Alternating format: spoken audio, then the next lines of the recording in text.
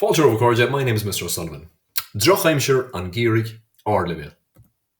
Is cuimhin lum go soléir é bhí mé ag brathnú ar chlár fáisnéise í Hamháin. Rinne tuairisc ar athrú éráide, rud atá i méal an phobal i gcónaí. Bhí an aib chasta sin ina údar cainte dúing agus thosaíomar ag smaoinemh siar. An Gheimhridh se caite bhí an aimsir ú phásach. Bhí sneachta trom ar fud na tíre agus ní raibh aine in ann dul amach. Mar bhár ar an donas, bhí an teocht 8 géim faoin róphainte. Pléasca piobán i mbeagnach gach ile cheach. Bhí ploméirí na tíre i mbun-oibre gan stad gan stéine. Mar gheall ar an gcostas ardíoch rátaí áireachais. Thosaigh stormacha milteacha ag tús an óir. Ní raibh cosint ná éalú ó spéirling ó Fília a chirid.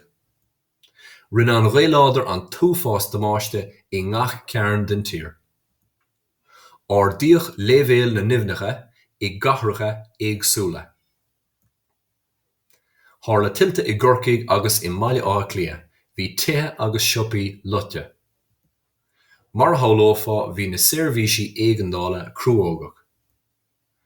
Ba léir go raibh an tre ózón ag ídú de réir a chéile.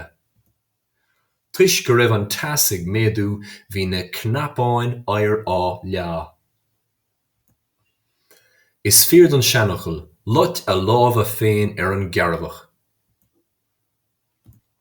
Cén saghas clár atá ar an teilifís? Cé an duine a thagann chuig an teach sa Victor seo? Cad a tharla sna cathracha seo?